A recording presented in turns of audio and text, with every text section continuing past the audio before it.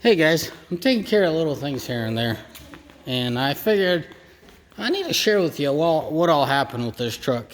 I know in one of my videos I sounded frustrated, I was very exhausted, but anyways, I mentioned that a D13 blew an engine as well. Well, it wasn't as bad as I thought it was, but it still isn't pretty. As you can tell, the head's sort of missing.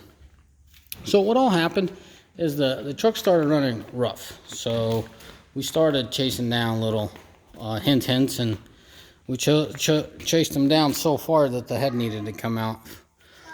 Diagnostics is good. Of course, that's Dave for you. Yeah, I love my kids, man. I'm hanging out with my David and Rachel, and they're awesome.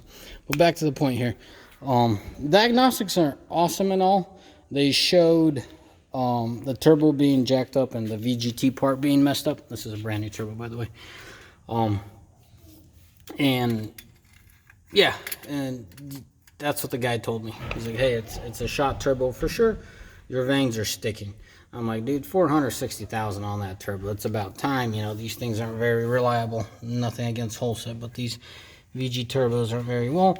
So, you know, first thing that comes to mind, well, maybe it's just the actuator. And we test the actuator, it's good, but I'm like, well, anyway, you spent it 460. It's time for these things to go. So I put a new turbo in it, and the truck started. It ran much better, much peppier, but there's a compression loss that I literally heard compression loss, and I wasn't liking it. It's almost like an air compressor leaking pressure. It's just like, it's straight up compression, small amounts being lost. So I started running diagnostics myself, and what it came to be is all this stuff needed to come off. And here's the first thing that came off.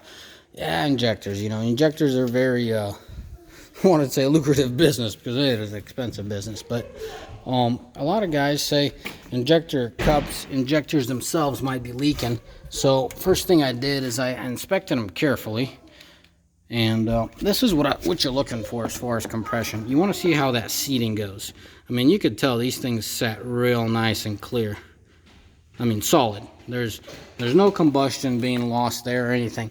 So upon that, tested all the injectors, tried another set of injectors, pulled the head off, and the head isn't around. I wish I took a picture of it. If I go through my pictures, I might find it from one of my mechanics sending me the picture. So what it turned out to be is two valves chipped, and this is my conclusion, obviously. I think it's pretty logical. Two of the valves chipped, threw a little bit of debris down the pipe into the turbo. That's why the vanes started jamming up. So that pieces of those valves, they weren't like burnt. I mean, they're burnt valves, but they're like crystal clipped. Oh man, I'm having a hard time coming up with proper vocabulary. It's like you bit a tooth off, you know what I mean? You chipped the tooth off, it's clear, it's chipped. So first thing that comes to mind, this engine hasn't been taken care of, hasn't gotten the rack done in time, and that's false. The rack got done at 260, and then the rack got done, oh, that's frankly rack got done at 260, then about 360, because injector cups got done about 360, then at 460, then went kaboom. So I mean, by the book, we did more than just, you know, every 250 or 200 that they want. So I mean, you never got guarantee that your D13 isn't going to grenade, and you never have that guarantee with any engine. But there's something about this truck, man. I believe in God, and I'm gonna start praying about this truck, because this truck at 360 lost one engine. Now at 460, we got all this shebang going on. So just wanted to keep you all updated for you boys that are curious. I hate D13s. I hate Volvos. And you want to start replying, why in the world did you buy them? Simply for I still believe they have the best automatic transmissions. I started expanding pretty rapidly in 14, and I saw the way guys drive, and it's sad there's not a lot of good drivers out there. So I went out and bought I-shifts, automatic transmissions. That's Volvo's way of saying that, automatic transmission. It's a stout tranny. So 13s aren't bad back then. Now you got to pay me to buy a 13. I ain't buying another 13, that's for sure. But I have what I have, and I'm going to work with it. So on a spectrum of things, You know, I like the D13 for the potential that it has and the ability that it has. It's a good light duty engine in the heavy duty format. Whoa, whoa, whoa, Dave! No, don't be jumping off that creeper, guys. Don't do that, okay? Someone's in a hurry here to go home. I know they're working on Saturday, so. Back to this. So if you're going to be hauling lightweight, this goes to those exotic haulers, those, you know, aluminum Boeing haulers around here. A lot of Boeing parts get shipped for like really lightweight, but they want a big rig just in case if they ever have to load it up, you know, 20, 30,000 pounds. I think their average weight's about 10 to 12,000 pounds. Great engine. This engine is not your stout, heavy hauler. Now, it's hard for me to talk because I own one ISX and the rest of them are D13s. But talk from experience. But as far as I know and as far as my experience goes back, first engine I'd recommend to anyone is the ISX. Anywhere from, I think, 01 or 02, they started making them the pre-GR up to 07 or 08, where it was just a GR. And then they got into the DPFs and all that crap.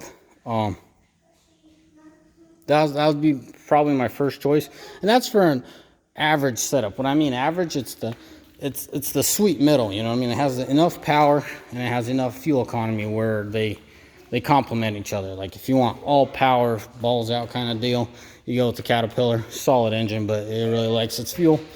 You know, fuel is expensive, and that's one of our bigger expenses, so you want to keep it to a minimal as much as you can. As far as fuel economy, these aren't bad if they're maintained right. I might start doing video series from what I learned from these things, and so I can share them with you guys so you guys don't have to go through the misery of what I did. There's a couple little, what was it, Doug DeMiro likes to say, quirks and features of this engine that, you know, you could keep them running. Very needy engine. It's a very needy engine, but if you know what it needs, you know, like a lot of things, it's the little things that make the big difference. I might start making those videos. But as far as the engines go, guys, sorry, went off topic. ISX first thing. For extreme heavy hauls, I would say Caterpillar. I know. But, you know, get a glider kit. I know you can't get a Caterpillar right now, a decent one. That Packard bullcrap they're selling you, no, that's not it. I'm talking about 34, the Bs and the Es and the Z06s, ZN6. Z06, man, I'm thinking Corvette all of a sudden. I want to go fast, not slow. You guys get what I'm saying. As far as Detroit, you know, that's one manufacturer I did not pick up. Detroit's always been good on fuel. Like, Detroit's really good on fuel. Detroit just doesn't pull as strong as Cummins does.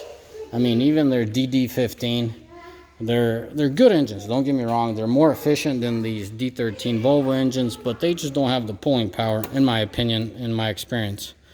I have a guy that runs two of them. He loves them. He loves them for their gas mileage. But anyways, so as far as Detroit, you know, you go glider kit, man. Them 60 series engines are wonderful for fuel efficiency. And I'm hearing that you turn them up a little bit. There's a couple companies. I'm not going to throw their names out there. I don't want to advertise for them because I've never had experience with them. But I've only heard good things. Go on the internet and look up 60 series. See who's the king of them. Give you a little hint. Starts with Pittsburgh.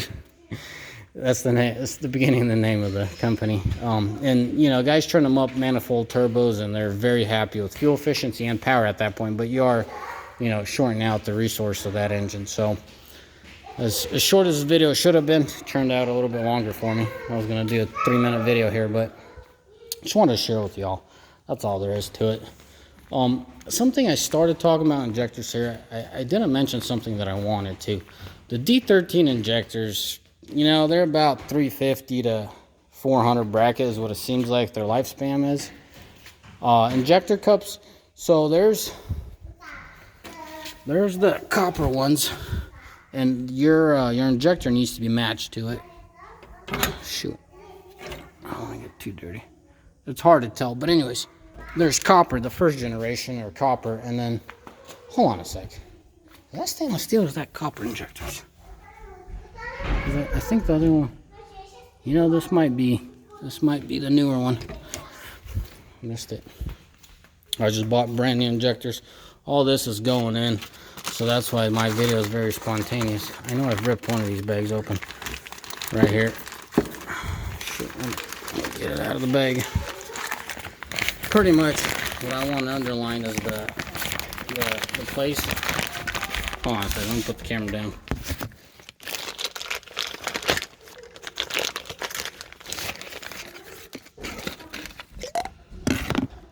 So you could tell how the nipple is all stainless, and the head needs to have stainless steel cups. They're like the new fix-it-all situation for these Volvos. Your biggest thing with the D13 is your cups. You're gonna be if you're gonna stick to copper, which I highly advise you not, because there's no hope in there. At least these stainless deals, you have some hope. Hold on a second. Some hope. I mean, just anyone that understands steel, you know what I mean. Copper sounds a lot softer than steel alone, stainless steel. So that there, I don't know how long the stainless will go. I'm hoping, you know what I mean, what's an injector supposed to do? Like a turbo, I expect 500,000 out of it. If we could get that, great. Because these injectors have 360 on them. These are not the injectors that came out of the engine. The injectors that came out of the engine with the 460, they got turned in as cores because those are remounts. They're brand new. Well, at the price tag, I thought they were brand new, but man, I was wrong. So these are 360,000 on them. So they're kept as spares. Thanks to this engine, thanks to this truck, I got a spare engine now. So if everything works out, and I honestly think the copper cups going south. I'll do a separate video, man. This video is turning out way too long. So when the cups go, they screw up your injector. As I was showing you the place where they mate, right here where it sits, where you're looking for carbon buildup, right here. Well, that O-ring, the meeting place. You know, once that goes south, I mean, I'm pretty sure you could disassemble that injector and change out the sleeve or whatnot. But I feel like it'll have other ill side effects. So anyways, guys, that's it. May the Lord bless you.